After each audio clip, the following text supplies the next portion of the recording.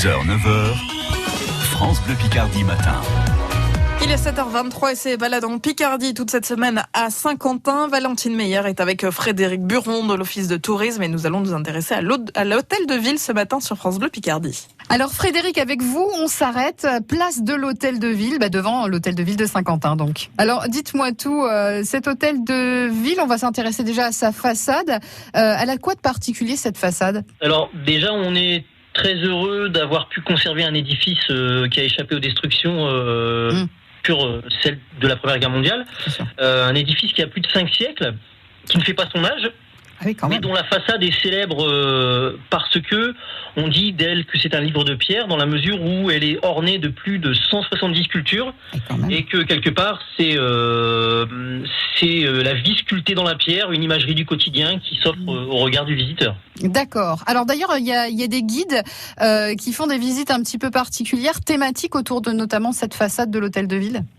Oui, on s'est dit que l'édifice fait l'objet de visite, mais la façade à elle seule et ses sculptures un peu surprenantes peuvent faire à elles seules l'objet d'une visite guidée. Ouais. Oui, c'est ça. D'ailleurs, vous avez, et c'est important de le signaler, on peut adopter un guide à Saint-Quentin, c'est rigolo ça.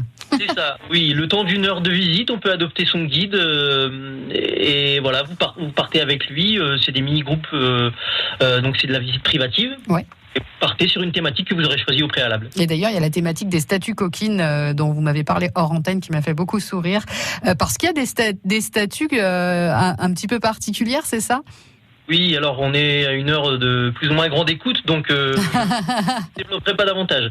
Ah mince alors, zut, on m'a parlé du couillu par exemple. Mais bon, on va teaser, c'est du teasing comme on dit en radio. Bon, et puis la place de l'hôtel de ville, Frédéric, c'était un lieu de vie assez important pendant le Moyen-Âge ? Oui, alors elle s'organise forcément autour de son élément phare qui est l'hôtel de ville. Donc c'est une place qui fait 1 hectare et qui est ordonnée selon les points cardinaux. Ouais. Et qui depuis le Moyen-Âge a vu se concentrer l'activité économique de la ville et qui a été toujours un pôle d'attraction vraiment des publics. Et encore aujourd'hui, lorsqu'on vient à Saint-Quentin, forcément on est comme attiré par cette place et qui offre bien sûr aussi tout un environnement sympa. Mais du coup, c'est une place qui a le même âge que l'hôtel de ville, ou il est, puisque forcément, elle s'est certainement créée après. Oui, cette place, elle a vu le jour. Oui, à partir du moment où l'hôtel de ville s'implante et se développe.